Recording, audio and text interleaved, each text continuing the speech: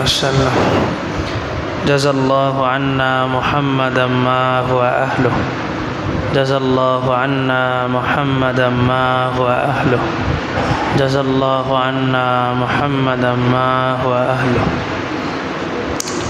কি খবর বহুত দিন পর আল্লাহ বিসমিল্লাহির রহমানির রহিম قال ربي أنى يكون لي غلام وقد بلغني الكبر وامرأتي عاقر قال كذلك الله يفعل ما يشاء সূরা আলে ইমরান আয়াত নাম্বার 40 আলোচনা চলছিল মারিয়াম আলাইহিস সালামের ঘটনা। মারিয়াম আলাইহিস সালামের দায়িত্ব নিয়েছিলেন জাকারিয়া আলাইহিস সালাম।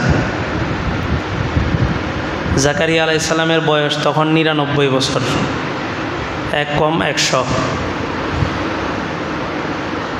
তো উনি যখন দেখলেন যে আল্লাহ তাআলা সিজন ছাড়া ফল মানুষ ছাড়া মারিয়াম আলাইহিস সালামের কাছে পৌঁছাইতে পারছেন, তাহলে ওই আল্লাহ আমাকে 99 বছর বয়সে সন্তান দিতে পারেন। আর দোয়া কবুল হওয়ার অনেকগুলো সময় আছে, শর্ত আছে। তার মধ্যে একটা হচ্ছে কোনো আশ্চর্য অলৌকিক কিছু দেখলে তখন দোয়া কবুল হয়। কারণ কি, আশ্চর্য কিছু আল্লাহ তাআলা তখনই ঘটান যখন আল্লাহ তাআলার মেজাজ ভালো থাকে। আল্লাহ যখন খুশি থাকেন তখনই আশ্চর্য কিছু ঘটান। যেমন ধরেন এখন বৃষ্টি হইতেছে না, বৃষ্টির প্রয়োজন, একজন দোয়া করছে তা আল্লাহ তাআলা বৃষ্টি দিয়ে দিছে দোয়া করার সাথে সাথে। তার মানে বোঝা গেল আল্লাহ খুশি আছেন। আর বৃষ্টিটা হচ্ছে রহমত। এই সময় আল্লাহ খুশি, তখন আপনি কিছু চাইলে আপনাকে আল্লাহ তাআলা দিয়ে দিবেন। আল্লাহ আকবার। ওই সাহাবীদের আমলের একটা কিতাবের মধ্যে আসছে যে আল্লাহ তাআলা কখনো কখনো সাহাবীদের আমলের উপরে খুশি হয়ে বলছেন যে একবার লা ইলাহা ইল্লাল্লাহ বললেই দাখলাল জান্নাহ, আমলের উপরে খুশি হয়। কখনো কখনো খুশি হয়ে বলছেন কিচ্ছু লাগবে না, শুধু 5 ওয়াক্ত নামাজের পরে আয়াতুল কুরসি একবার করে পড়ো, জান্নাত দিয়ে দিব। আবার কখনো কখনো সাহাবীদের আমলের উপরে আল্লাহ তাআলা রাগান্বিত হয়ে বলছেন খালি 1 ওয়াক্ত নামাজ কাজা করো, এরপরে বুঝবা আখিরাতে কি হয়। আল্লাহ রসুলকে আল্লাহ তাআলা বললেন যে দোয়া কবুল হয় কোন সময়, এই সময়টা দোয়া কবুল হয়। আমাদেরকে যদি বলা হইতো, আমরা যদি জানতাম যে অমুক সময়টা দোয়া কবুল হয়, তাহলে এটা গোপন রাখতাম, কেউ যেন না জানে। আমি একলাই দোয়া করে দোয়া কবুল করাই ফেললাম। রাসূল দৌড়ে বের হইলেন, সাহাবীদেরকে বলবেন যে কোন সময় দোয়া কবুল হয়। বের হয়ে দেখেন যে 2 জন সাহাবী ঝগড়া করতেছে, কোনো একটা বিষয় নিয়ে নিজেদের মধ্যে ঝগড়া করতেছে। আল্লাহ তাআলা সাথে সাথে রাসূলের জেহেন থেকে ওইটা সরায় ফেলছেন। কারণ সাহাবীদেরকে আল্লাহ তাআলা খুব ভালোবাসতেন, খুব পছন্দ করতেন। এই জন্য সাহাবীদের ছোটোখাটো আমল আল্লাহর কাছে পছন্দ হইলে অনেক বড় পুরস্কার দিতেন, আবার ছোট ছোট বিষয় আল্লাহর কাছে অপছন্দ হইলে অনেক বড় বড় শক্ত কথা বলে দিতেন। তো রাসূল বললেন যে আমি আসছিলাম তোমাদেরকে বলার জন্য যে দোয়া কোন সময় কবুল হয়। ওই 2 জন সাহাবী ঝগড়া করতেছিল, এজন্য আল্লাহ তাআলা আমার জেহেন থেকে এটা ভুলে দিয়েছেন। তো উনি যখন দেখলেন যে মারিয়াম আলাইহিস সালামের আশ্চর্য একটা অলৌকিক ঘটনা, যে ফল আসছে কোনো মানুষ ছাড়া, সরাসরি জান্নাত থেকে ফল আসছে, আর উনি ওইটা খেয়ে দেখছেন, ওই ফলটা খেয়ে দেখছেন যে এটা দুনিয়ার কোনো ফল না, এত মিষ্টি। তো উনি হুনালিকা দা জাকারিয়া রব্বা, জাকারিয়া আলাইহিস সালাম আল্লাহর কাছে বললেন, আল্লাহ আপনি মারিয়ামরে যদি ফল দিতে পারেন, রব্বি হাবলি মিন লাদুনকা যুররিয়াতান তাইয়্যিবা, আমাকে একটা সন্তান দান করেন। তো ফেরেশতা এসে বলল যে আপনার একটা সন্তানের সুসংবাদ, যার নাম হবে ইয়াহইয়া। সে আল্লাহ তাআলার কালিমাকে সত্যায়নকারী হবে, নেতা হবে, এবং দুনিয়া বৈরাগী।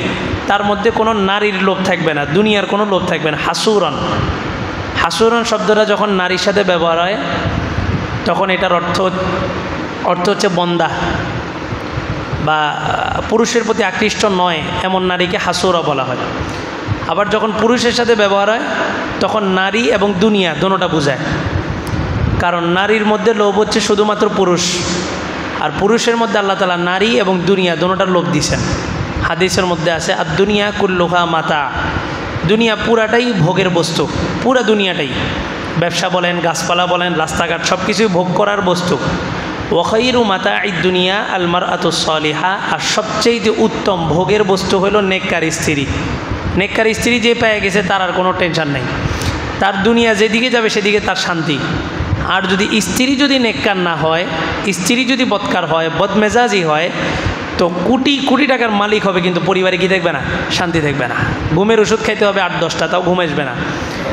পরিবারটা নারীকে আল্লাহ বানাইছেন বাঁকা হাড্ডি থেকে, এখন আপনি ওইটাকে ওভাবেই হ্যান্ডেল করতে হবে, ওটাকে ওভাবেই রাখতে হবে। আইসা দেখলেন যে তার মেজাজ খারাপ, তা আপনিও মেজাজ খারাপ করছেন, তো তার মেজাজ ঠান্ডা হবে না। আপনি 5টা মিনিট একটু ধৈর্য ধরে তার সাথে সুন্দরভাবে কথা বলেন, তো দেখবেন যে রাত্রে আরামসে ঘুমাইলেন। সারাদিন দোকানে কাজ করছেন, কষ্ট করছেন, ঘরে আইসা 2-4টা ধমক দিয়া ঘরটাকেও একটা জাহান্নাম বানায় রাখছেন, তো নিজের ক্ষতি নিজেই। বরং সারাদিন কষ্ট করছি, আমি 10টা মিনিট ঘরে ঢোকার পরে 10 মিনিট ধৈর্য ধরব। আর ফাতেমা রাদিয়াল্লাহু তাআলা আনহার মতো কয়জন হবে? হযরত আলী বের হয়েছেন 3 দিন ঘরে কোনো খাবার নেই, 3 দিন, রাসূলের কন্যার ঘরের কথা, 3 দিন ঘরে কোনো খাবার নাই, চুলা জ্বলে নেই। আল্লাহর রসুল যেদিন ইন্তেকাল করতেছেন, আম্মা জান আয়েশা বলেন সেই দিন আমরা 7ম দিন না খাওয়া। বলে যে ঘরের মধ্যে যদি একটু তেল থাকতো, তেল যেটা দিয়ে জ্বালাবো তেল, ওই তেলটা পর্যন্ত আমরা খেয়ে ফেলতাম যদি তেল থাকতো। এই পরিমাণ ক্ষুধা যেদিন রাসূল দুনিয়া থেকে যাইতেছেন। দুনিয়া এবং আখিরাতের সর্দার। আর এখন সামান্য কোনো ইসলামী দলের নেতা হলেও কয়েকশো কোটি টাকার মালিক। সামান্য একটু বাস অবস্থান আছে, উনি একটু পিসাব বা কিছু ভক্ত মুরিদিন আছে, কয়েকশো কোটি টাকার মালিক, ব্যাংক ব্যালেন্সের অভাব হয় না। রাসূল যেদিন চলে যেতেছেন ওই দিনের ঘটনা। ফাতেমা রাদিয়াল্লাহু তাআলা আনহার ঘরে 3 দিন চুলা জ্বলে নেই। 3 দিন চুলা জ্বলে নেই মানে কি খানা পাক হয়েছে? না, 3 দিন চুলা জ্বলে নেই মানে 3 দিন খাবারও ছিল না। হযরত আলী 3য় দিন বের হয়েছেন, বললেন যে ফাতেমা আজকে আমি কিছু না কিছু করে আসব। তো গেছেন, কোনো কাজ পান নাই। রাসূলের মেয়ের জামাই এবং হযরত আলী আল্লাহ রসুলের চাচাতো ভাই, জাফর ইবনে আবি তালেবের ছেলে, আবু তালেবের ছেলে হযরত আলী। তো আসছে, আসার পর আলী রাদিয়াল্লাহু তাআলা আনহুর মুখটা কালো হয়ে আছে, মলিন হয়ে আছে, কারণ আমি ক্ষুধার্ত, আমি পুরুষ, কিন্তু আমার স্ত্রী ফাতেমাও তো ক্ষুধার্ত। তো ফাতেমা রাদিয়াল্লাহু তাআলা আনহা দরজার ফাঁক দিয়ে দেখলেন যে হযরত আলী বাহিরে দাঁড়ানো আছে। তো ভিতর থেকে বলতেছে, যতক্ষণ পর্যন্ত তোমার মুখে হাসি না থাকবে ততক্ষণ পর্যন্ত আমি দরজা খুলব না, তুমি মুস্কি হাসি দিবা, তারপর আমি দরজা খুলব। তো হযরত আলী এই ভালোবাসা দেখে উনি হাসা দিয়েছেন, তারপর এবার দরজা খুলছে। তো ওরকম ফাতেমা হবে না, কারণ আপনি তো মোহরে ফাতিমি দিয়ে বিয়ে করেন নাই, আপনি বিয়ে করছেন 10 লাখ টাকা, 15 লাখ টাকা, 20 লাখ টাকা। হ্যাঁ, কয় যে মোহরে ফাতিমি এত কম হবে না, আরও বেশি লাগবে। তো তোমার মেয়ে কি ফাতেমার থেকে বেশি দামি হয়ে গেছে? ফাতেমার মতো মেয়েও নাই, আলীর মতো ছেলেও নেই। এখন সবাই খুঁজে ফাতেমার মতো মেয়ে, আর সব মেয়েরাই খুঁজে আলীর মতো ছেলে, অথচ নিজে ফাতেমা হইতে হবে এটা কেউ মানে না, নিজে আলীর মতো হইতে হবে এটা কেউ মানে না। সবার কথা হলো সারা জীবন যা করছি না করছি, এখন দিনদার একটা পরেশগার বউ আমার লাগবো। তা আল্লাহ বলে দিয়েছেন, আল খবিসাতু লিল খবিসিন আত-তাইয়িবাতু লিত-তাইয়িবিন, ভালোর জন্য ভালো, খারাপের জন্য খারাপ। সারা জীবন ভালো থাকলে ভালো আসবে, সারা জীবন খারাপ কাজ করলে খারাপ আসবে।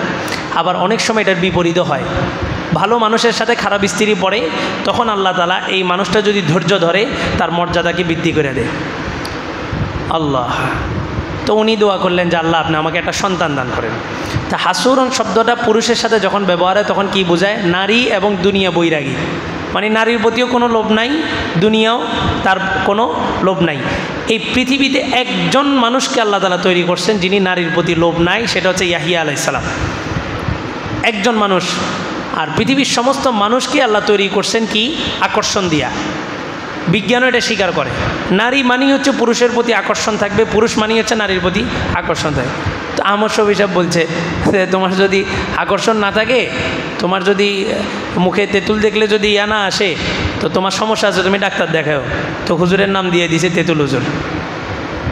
পুরুষ মানেই কি? নারীর প্রতি আকর্ষণ থাকবে। দুনিয়াটা তো পরীক্ষার ঘর, তো নারীর প্রতি আকর্ষণ দিছে, এটা পরীক্ষা, যে আকর্ষণের ভিতর দিয়ে তুমি নারী থেকে বাঁচতে পারো কিনা, এটা পরীক্ষা। আখিরাতে এটা ফলাফল হিসাব হবে। তা আল্লাহ তাআলা শুধুমাত্র ইয়াহিয়া আলাইহিস সালামকে বানাইছেন নারীর প্রতি কোনো আকর্ষণ না দিয়া, ওয়া নাবিয়্যাম মিনাস সালিহিন, এবং নেককার নবীদের অন্তর্ভুক্ত হবে। তো তিনি বললেন আমার সন্তান হবে, অথচ আমার বয়স বালাগনিয়াল কিবার, আমি বৃদ্ধে উপনীত হয়ে গেলাম, 99 বছর বয়স। অমরাতি আকের, আমার বিবির 95 বছর বয়স, সন্তান হবে না, বন্দা নারী। ফেরেশতারা বললেন এটা আল্লাহর ইচ্ছা, আল্লাহর সিদ্ধান্ত, আল্লাহ দিবেন। মারিয়াম আলাইহিস সালামকে তো স্বামী ছাড়া সন্তান দিছে। তো জাকারিয়া আলাইহিস সালাম 99 বছর হয়েছে, তো কী হয়েছে? আল্লাহ। সুলাইমান আলাইহিস সালামের 100-র উপরে সন্তান ছিল, 100-র উপরে। উনি একদিনই একটা কিতাবে আসছে আর কি, উনি বলছেন যে আমি আজকে 100টা সন্তান নেব। আজকে বিবি ছিল হয়তো অনেকগুলা, 100টা বিবি ছিল, ওই শরীয়তে হয়তো এটা জায়েজ ছিল। কয় যে নবী 9টা বিয়ে করছে, মানে ওই নারীবাদীরা আর কি, তারা নাস্তিক, এরা বলে কয় মুহাম্মদ সাল্লাল্লাহু আলাইহি সাল্লাম তো নারী লোভী ছিল, নাউজুবিল্লাহ, কয় 9টা বিয়ে করছে। তো তাফসিরি কিতাবের মধ্যে সুন্দর জবাব আসছে। 1 নম্বর বিষয় হচ্ছে নবী আম্মাজান আয়েশা ছাড়া কাউকেই মানে এই অবিবাহিতা মেয়েকে বিবাহ করেন নাই, বরং বিবাহিতা এই যারা তালাকপ্রাপ্তা মহিলা এনাদেরকে রাসূল বিবাহ করে আশ্রয় দিয়েছেন। আর তাফসিরি কিতাবে সুন্দর একটা কথা লিখছে, সেটা হইল আমরা একজন পুরুষ কয়টা বিবাহ করতে পারবো? 4টা, একজন পুরুষ। আর হাদিসের কিতাবে স্পষ্ট আছে এক একজন নবীর শরীরে দুনিয়া না জান্নাতের 40 জন যুবকের শক্তি থাকে। দুনিয়ার না, জান্নাতি 40 জন যুবকের শক্তি থাকে। খন্দকের যুদ্ধে পাথর কেউ ভাঙতে পারতেছিল না। সালমান ফার্সি রাদিয়াল্লাহু তাআলা ভাগে একটা বিশাল পাথর পড়ছে, ভাঙতে পারে না। আল্লাহ রসুল যে আল্লাহু আকবার 3টা ধ্বনি দিয়ে 3টা বাড়ি দিছে, পাথর একদম চূর্ণ বিচূর্ণ হয়ে গেছে, এত শক্তি ছিল রাসূলের। তো জান্নাতি 40 জন পুরুষের শক্তি ওনার গায়ে, দুনিয়ার না, জান্নাতের। আমি সামান্য শক্তি নিয়ে যদি আমার জন্য 4টা বিবাহ জায়েজ হয়, তাহলে বলেন রাসূল জান্নাতি 40 জন যুবকের শক্তি নিয়ে চলতেন, তাহলে রাসূলের তো কমপক্ষে মিনিমাম 40টা বিয়ে করা দরকার ছিল, মিনিমাম। সেখানে রাসূল মাত্র 9টা বিবাহ করছেন, তাও আল্লাহ তাআলার আদেশে। এমন নারী, সমস্ত নারীগুলো কি ছিল? তালাকপ্রাপ্তা অথবা স্বামী মারা গেছে, এনাদেরকে আশ্রয় দেওয়ার জন্য বিবাহ করছেন। আর এই সবচেয়ে বড় কথা হইল, এই কথাটা 1446 বছর পরে মানুষ বলতেছে, কিন্তু আরবের কালচারে আল্লাহ রসুল যখন নবুয়তের দাবি করছে, তখন কেউ রাসূলের চরিত্রের ব্যাপারে একটা কালিমা লেপন করতে পারে নাই। তখন আরবের কালচারই ছিল এক একজন 15-20টা করে ওয়াইফ রাখতো। এখনও আরবের কালচার আছে 8-10টা করে বিবি, 8-10টা করে বিবি মানে 4টা বিবি আছে, এরপরে 4টা ছেড়ে দিছে, আরও 4টা নিছে। আরবের কালচার এখন এটা, ওনাদের এখানে 2টা বিবাহ 3টা বিবাহ এটা কোনো বিষয়ই না। আর শরীরও আছে, খাবারও স্ট্রং, আবহাওয়া স্ট্রং, সব কিছুর দিক থেকে। তো উনি বললেন যে আমার বিবি তো বন্দা নারী। তো ফেরেশতারা বললেন যে এটা আল্লাহর ইচ্ছা। তো বলে যে নিদর্শন কি, আমার যে সন্তান হবে আমি বুঝবো কীভাবে? আল্লাহ তাআলা বলেন আয়াতুকা আল্লাহ তুকাল্লিমান নাসা সালাসাতা আইয়ামিন ইল্লা রমজা, হঠাৎ দেখবা যে তোমার মুখ বন্ধ হয়ে গেছে। 2টা ব্যাখ্যা। 1 নম্বর ব্যাখ্যা হইলো তুমি কথা বলবা না 3 দিন, আরেকটা ব্যাখ্যা হইলো হঠাৎ দেখবা যে তোমার জবান বন্ধ হয়ে গেছে 3 দিন, তো তুমি 3 দিন ইশারায় কথা বলবা। তো যখন দেখবা যে তোমার জবান বন্ধ হয়ে গেছে, তখনই বুঝবা যে তোমার স্ত্রী কী হয়ে গেছে, গর্ভবতী হয়ে গেছে। সালাসাতা আইয়ামিন ইল্লা রমজা, ওই 3 দিন কথা বলতে পারবা না মুখে, তবে ইশারায় কথা বলতে পারবা। ওয়াজকুর রাব্বাকা কাসীরাম ওয়াসাব্বিহ বিল আশি ওয়াল ইবকার, তখন সকাল সন্ধ্যা আল্লাহ তাআলা জিকির করবা। মানুষের সাথে কথা বলার দরকার নেই। মানুষ তোমাকে বলবে কী ব্যাপার, এত বয়স হয়ে গেল, এখন আপনার বিবি গর্ভবতী হয়েছে, কী হয়েছে, কেমনে কী হইলো না হইলো বলেন। তো আল্লাহ বলেন যে এত কথার দরকার নেই। এখানে আয়েশা জাকারিয়া আলাইহিস সালামের ঘটনাটা স্টপ করে দিয়েছেন। এরপর আবার মারিয়াম আলাইহিস সালামের ঘটনাটা আল্লাহ তাআলা শুরু করতেছেন। ওয়া ইজ ক্বালাতিল মালাইকাতু ইয়া মারিয়াম, স্মরণ করুন ওই সময়ের কথা যখন ফেরেশতারা মারিয়ামকে বলল। আসলে ফেরেশতারা বহু বচন আনছে, মালাইকাতুন বহু বচন, কিন্তু ওখানে একজন ফেরেশতা বলছে, ওটা হচ্ছে জিবরাইল আলাইহিস সালাম, একাধিক ফেরেশতা ছিল না। তাহলে আল্লাহ তাআলা বহু বচন কেন ব্যবহার করছেন? আরবি গ্রামারের একটা নিয়ম হলো, যেখানে বহুবচন শব্দ ব্যবহার হয় ওখানে সম্মান বোঝায়। যেমন রব্বানা, রব্বানা মানে কি আমাদের রব। তা আল্লাহ তাআলা তো একজন, তা আমি যখন দোয়া করতেছি আমি রব্বানা কেন বলতেছি? বলে যে আল্লাহ তাআলা বহুবচন শব্দ ব্যবহার করলে আল্লাহ সম্মান বোঝায়। জলামনা আনফুসানা সব বহুবচন, ওয়া ইল্লাম তাগফির লানা এই না মানে বহুবচন। বহুবচন কেন ব্যবহার করা হয়? আল্লাহ তাআলা সম্মান বোঝানোর জন্য। বাংলাতে বহুবচন ব্যবহার করলে মনে হয় যে অনেকজন, কিন্তু আরবিতে একটা নিয়ম আছে, সম্মানী ব্যক্তিদের ক্ষেত্রে বহুবচন ব্যবহার করা হয়। এই জন্য আল্লাহ তাআলা মালাইকাতুন এখানে বহুবচন ব্যবহার করছেন। জিবরাইল আলাইহিস সালাম বললেন ইয়া মারিয়াম, হে মারিয়াম। উনি একটু বড় হয়েছেন, তো একদিন গোসল করতে গেছেন পুকুর পাড়ে। জিবরাইল আলাইহিস সালাম পর্দার আড়ালে আসলেন। আয়েশা বললেন ইন্নাল্লাহা আস্তাফাকি ওয়া তাহহারাকি ওয়াস্তাফাকি আলা নিসাইল আলামিন, আল্লাহ তাআলা তোমাকে নির্বাচন করছেন ওয়াতাহহারাকি, এবং তোমাকে পবিত্র করছেন। পবিত্র করার অনেকগুলো অর্থ হইতে পারে, তাফসীরি কিতাবে একটা এটা আসছে যে মহিলাদের যে মেন্স হয়, মেন্স মাসিক যে সমস্যাটা, এটা মারিয়াম আলাইহিস সালামের হইতো না, এটা অর্থ হইতে পারে ওয়াতাহহারাকি। আবার আরেকটা অর্থ হইতে পারে আমরা যে প্রাকৃতিক জরুরত সারি, কেন প্রাকৃতিক জরুরত কি জান্নাতে হবে? আমাদের জান্নাতে কি পেশাব পায়খানা আসবে? কেন আসবে না? জান্নাতের ফলটাই আল্লাহ তাআলা এভাবে বানাইছেন, যত খান পেট ভরারও কোনো অপশন নাই, প্রাকৃতিক জরুরতেরও কোনো চিন্তা নাই, কোনো টেনশন নাই, লা খাউফুন আলাইহিম ওয়া লা হুম, কোনো পেরেশানি নেই। এখন আমাদের সবচাইতে বড় পেরেশানিটা কি জানেন? খাওয়া না। আমাদের সবচাইতে বড় পেরেশানি হচ্ছে এটা প্রাকৃতিক জরুরতটা সারা। মানুষ খাবারের ব্যাপারে যতটা পেরেশানি থাকে, দেখবেন যারা হাই কমোড ব্যবহার করে, হাই কমোড, লো কমোড যারা ব্যবহার করতে পারে না, এই হাই কমোডের রুগীরা যেখানেই যাক, দাওয়াতে কি আছে না আছে এটা পরে, আগে এখানে হাই কমোডের ব্যবস্থা আছে কি না।